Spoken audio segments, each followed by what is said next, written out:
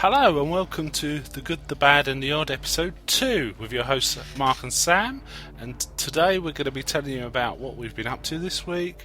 We're going to be reviewing our top 5 graphic novels, and we'll be reviewing the movie House of Flying Daggers. Hi Sam, what have you been up to this week? I've managed to finish my game on Fear 2. I'm playing through Just Cause 2. Great game, by the way. You should play it.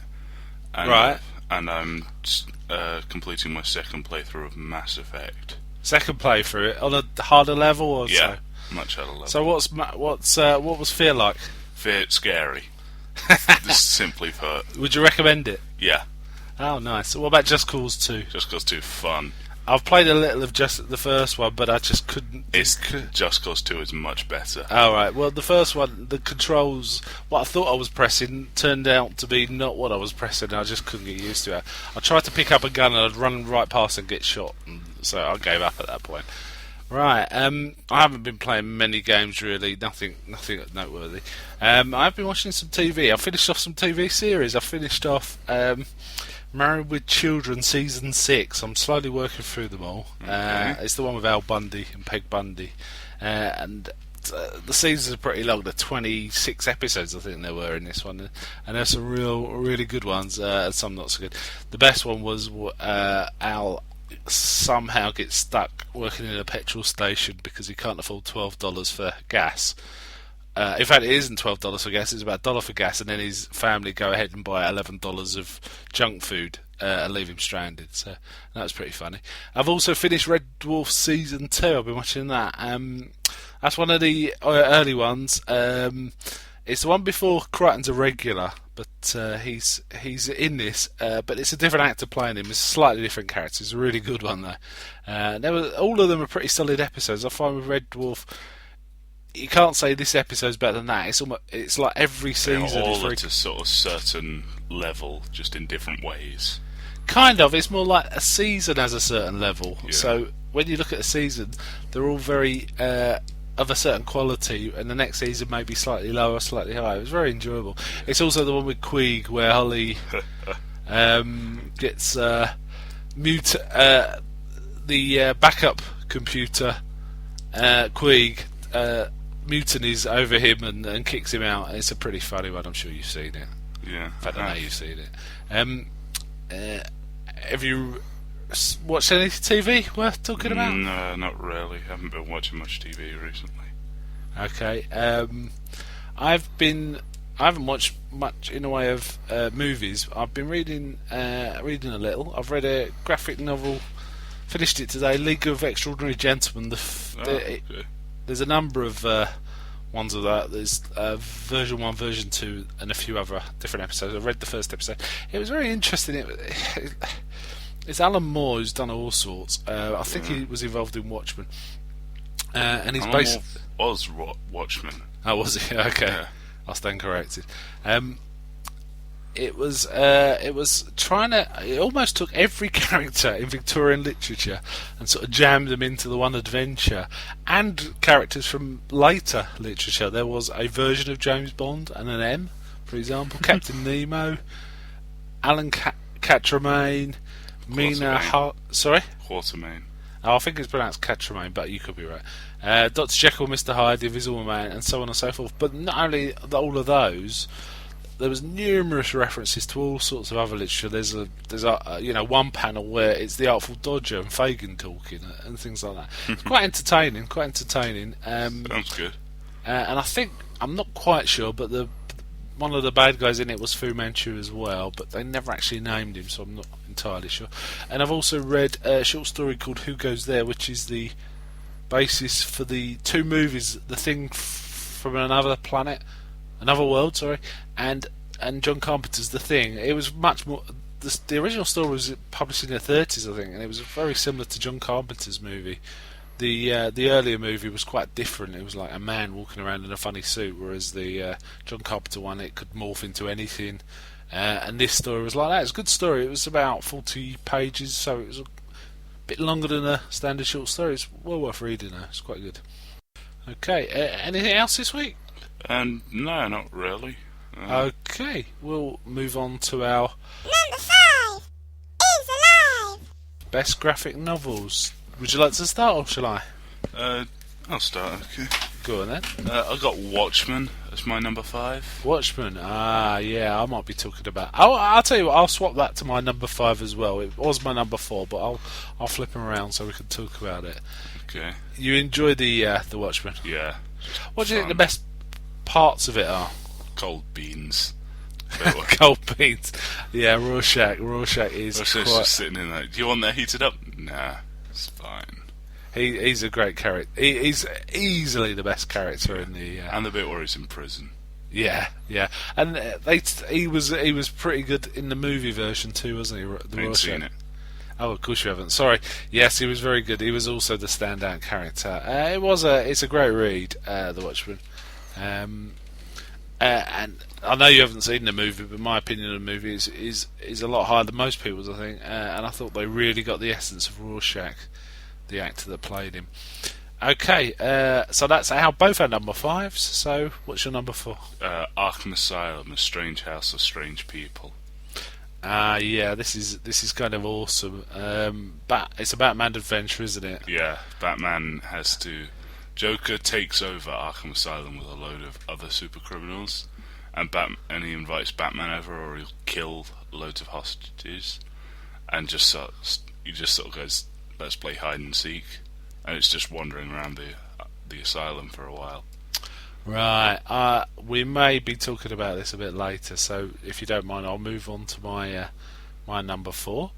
My number 4 is a graphic novel called Kingdom Come. Oh. That's what.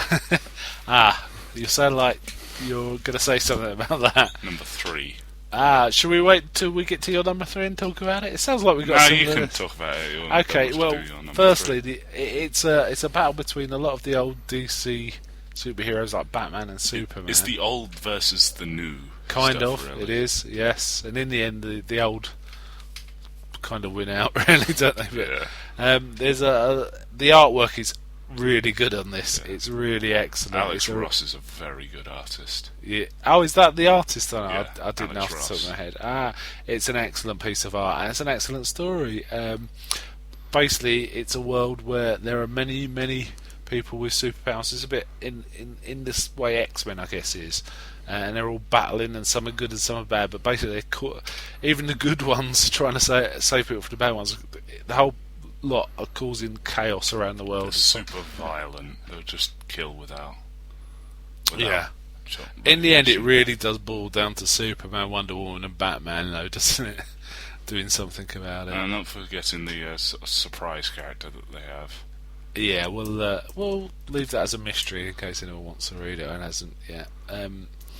It also, I guess, in a way, it's kind of like I've already mentioned the X-Men. It kind of is a bit like Watchmen, Yeah. as well, in that sense. In that it's trying to show you if there were superheroes, what it'd do to the real world. And though you've mentioned the mystery character, it is someone who can properly match Superman. So that's an interesting face-off. Okay. So you're number 3, Sam? Was Kingdom Come, so... Oh, okay. Have you got anything else to say? No, not really much to add. Yeah, So- it's a lovely piece of art, it really is. My number 3 is leaving DC and Marvel behind. Is Judge Dredd, the Judge Dredd series called The Apocalypse War. There's a number of really good Judge Dredd adventures, but this one's my favourite. And the reason it's my favourite is because it's the one that shows the judges as what they really are, which are pretty ruthless, tough individuals. Essentially. Say again? Police soldiers, essentially. Soldiers, yes, indeed. They're fighting a battle to save their city, and they become absolutely lethal. It's very, very exciting. So much going on, and the way Dredd resolves it is kind of startling. I mean, it starts with 90% of the city being nuked. That's how it starts, and then it goes on from there.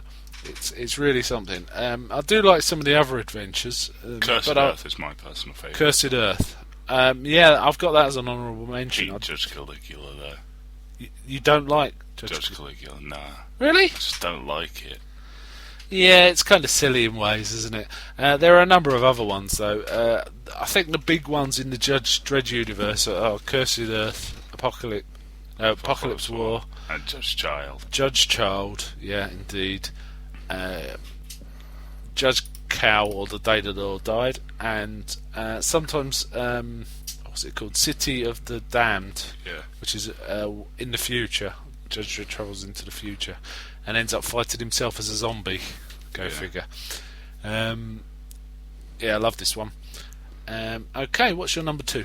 The rest of my list are manga now, so you probably will not know a thing about it. Oh, well, tell me all about it. My number 2 is the fake Karakura Town arc from Bleach.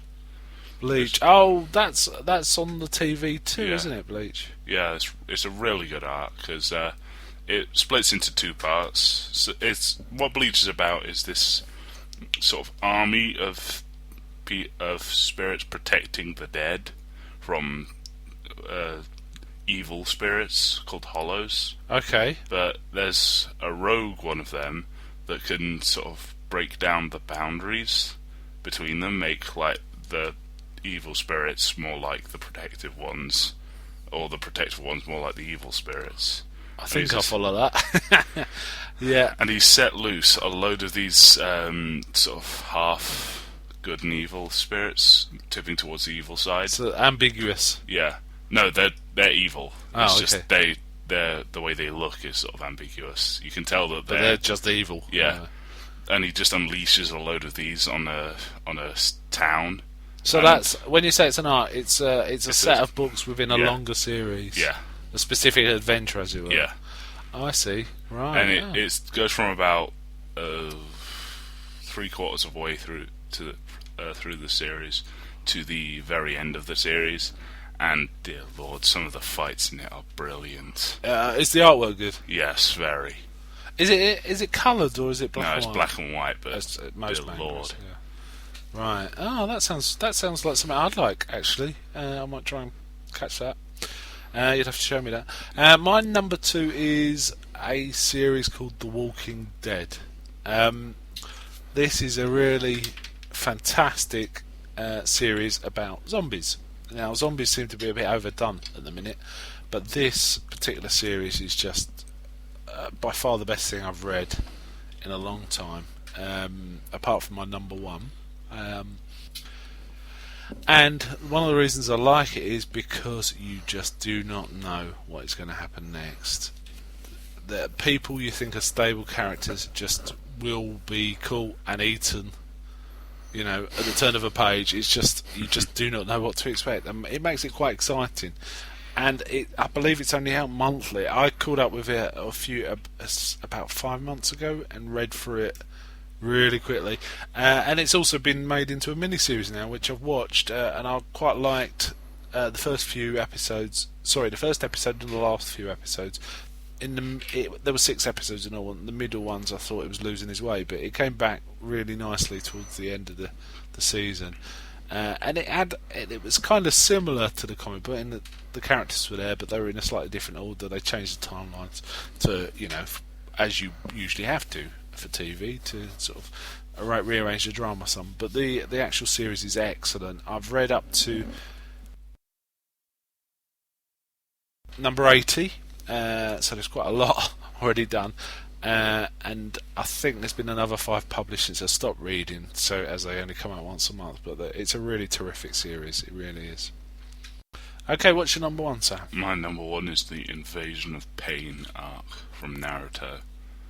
Naruto. You mentioned Yeah. Naruto last week, didn't Yeah. you?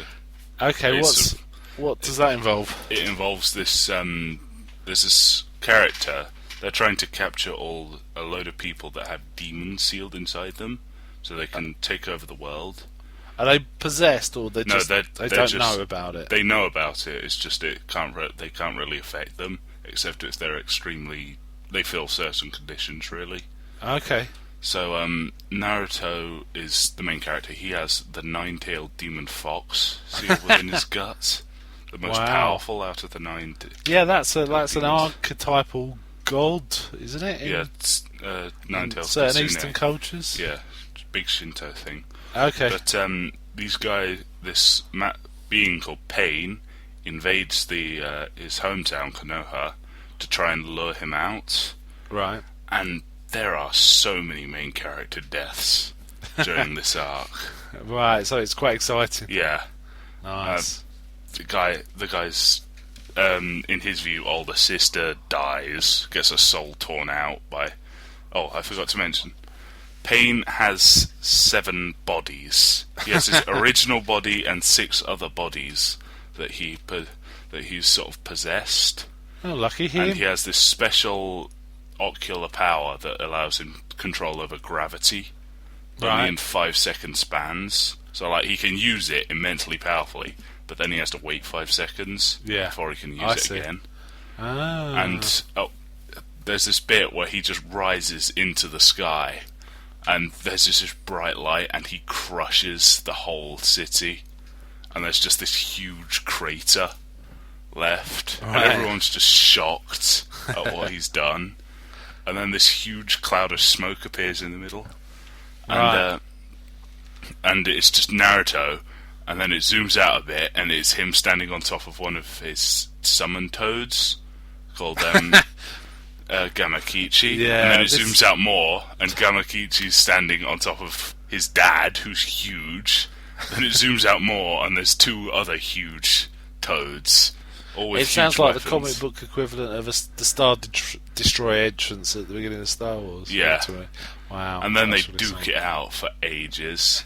At one point, one of the main characters who does love Naruto, called Hinata, tries to protect him after he gets pinned. Yeah. Pain just sort of ends her very quickly, Oh, dear. nearly kills her, and Naruto just loses it. Right, so you'd recommend that one then? Yes, Obviously. That's your very number one. highly. My number one we've already talked about. It's Arkham Asylum. I think it's just something about this piece of work that just really appeals to me. Again, the artwork is absolutely fantastic. Creepy, but just it's really affecting. And then another one of the reasons I like this is because I think this is a really good version of the Joker, and really explains and illuminates a lot about the Joker. One of my favourite lines out of all of Batman is when one of the more minor bad guys says, "Let's take off his mask. We want to see his face." And Joker says, "Don't be silly. That is his face." Which I think was really terrific. Yeah. It does show he sort of has respect for Batman. Well, it shows he understands Batman. Yeah. He knows that Batman's mask is his face, not the one underneath. The one underneath it doesn't matter anymore. And other thing I like about it is each bit of the exploration of the asylum sort of exposes a bit of Batman's own psyche And problems a bit and more of issues. the other characters. Yes, Like, yes. you find out very creepily that the Mad Hatter's a paedophile. Yeah, that is a bit odd. That was news to me. Yeah. Yeah. Up until that point, I barely knew the Mad Hatter, only from the animated Well, series. yeah, I didn't really know him that much, but since other things I've read sort of suggest that too, so I was quite. So I think maybe it was known, and I just hadn't come across it before. But there you go. No, it was announced in Arkham Asylum. Okay, what about honourable mentions? Any honourable mentions? Okay, I've got the Dark Knight Returns. Yeah, I could have actually filled this list with Batman. The Dark Knight Returns would have been in there, and as would Killing Joke probably, and possibly Year One. But I chose to only pick one Batman. But Dark Knight Returns is a fantastic piece of art. Yeah. Okay, I've got Killing Joke on here. I've got Batman Year 2, which I prefer over. Do you Fear the Reaper? Isn't Yeah. it? No, I prefer the straight linear Year One myself. But Year 2 is quite good. Yes. Any others? No, not really. I've got a few others which we haven't discussed yet. I've already mentioned several Judge Dredd stories, so I'll not go over those. Another one that I really think is fabulous is 300. It looks wonderful, and actually, about that. you forgot it. Would you have included it? Yeah, I would include it on honourable mentions. Honourable mentions.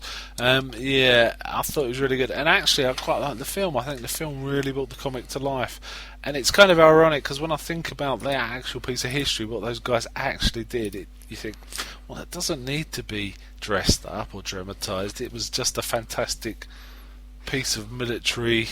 Strategy. Well, well, yeah, it was strategy, but it was just a Perseverance.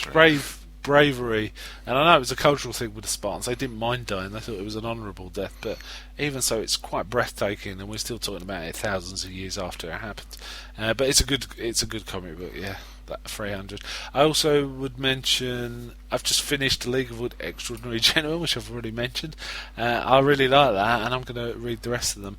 And also, there's one I really like called Fables, which is quite a long series. I think it's over 100 comics now, where it's essentially telling the story of fable characters such as the Big Bad Wolf, Aladdin, Sinbad, Mowgli, books of characters of literature, animals and humans, and they are forced into living into the modern world because they've been driven out of their fable kingdoms, and how they get on. It's a fairly serious sort of piece of work, and when I first started reading, I thought this seems a bit odd, but you kind of get used to it, and it's quite good. I started reading that.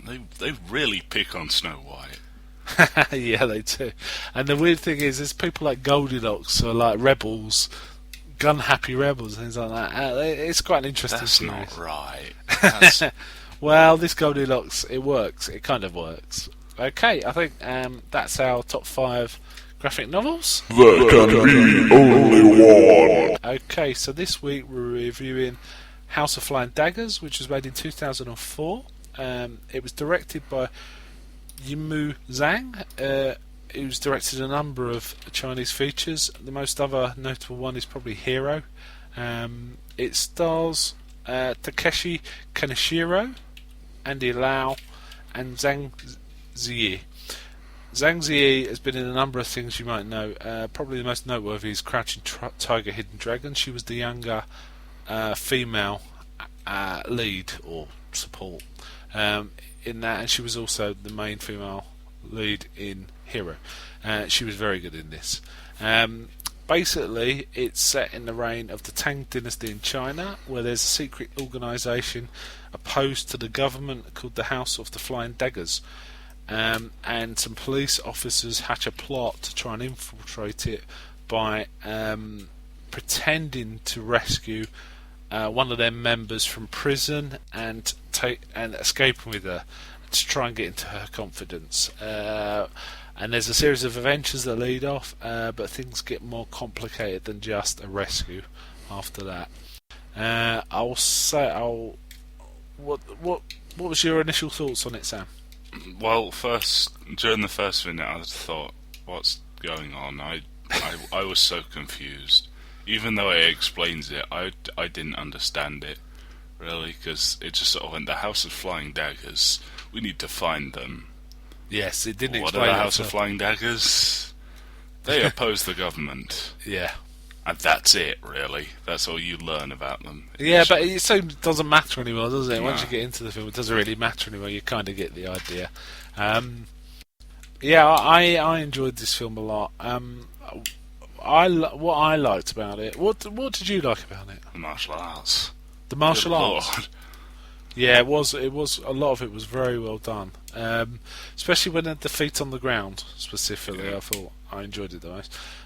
When they started to jump on top of things, I didn't like it so much. But the martial arts were good. Well, they didn't really do that They much. did some. They did They it. did some. They only did it once, I can remember.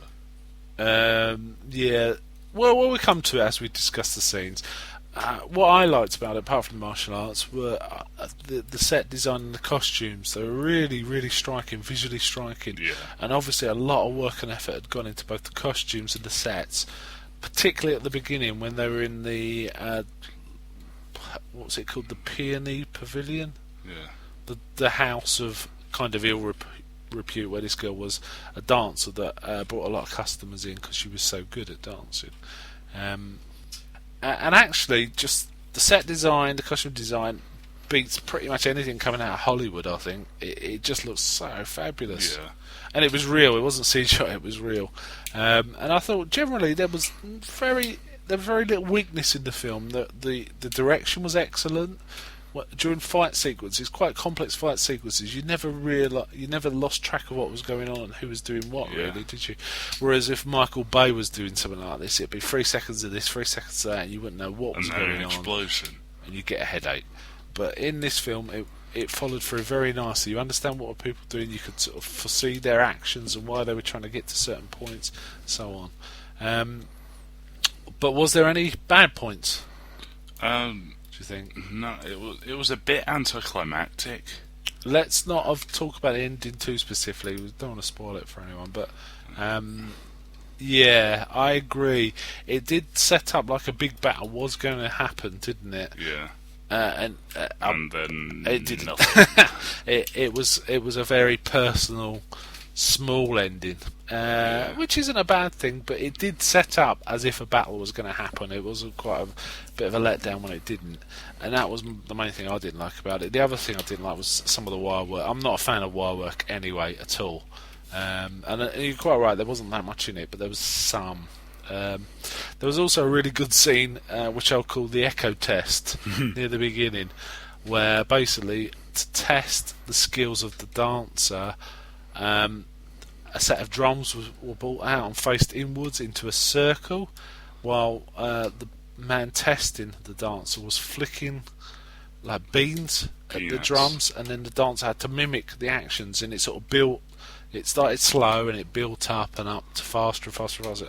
It was really good, really nice scene near the beginning, as I say. I really like that bit. Would you say did it set out what it was trying to be? Yeah, I guess it was like a serious martial arts film. Yeah, it was quite serious, apart from some parts. Like, do you think that was a good balance, though? Yeah, it's quite a good balance. Yeah, I do too. I think it was quite good. Overall, I found it a very entertaining film. Like I say, the worst bit I think was the wire work and the appearance of a battle being built up to, which didn't appear on screen. I'm wondering if they ran out of money actually, and it was planned, and they decided not to do it because they didn't need to do it. It was just it was built up in such a way it was going to happen. It was very odd.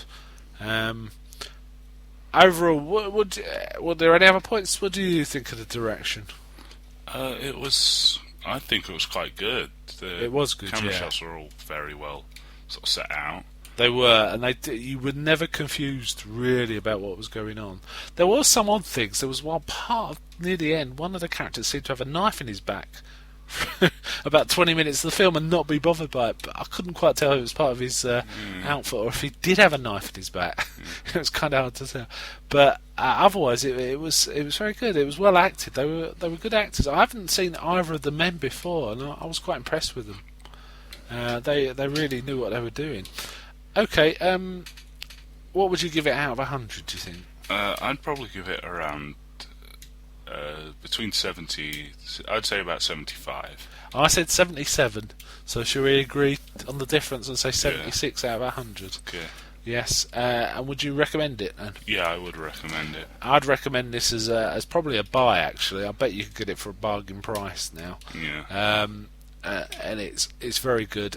And it's even not too gory, so fairly youngish teenagers could watch it. Yeah, okay, yeah, I've forgotten that. Yeah, I'd still say it's suitable for sort of 12 and up.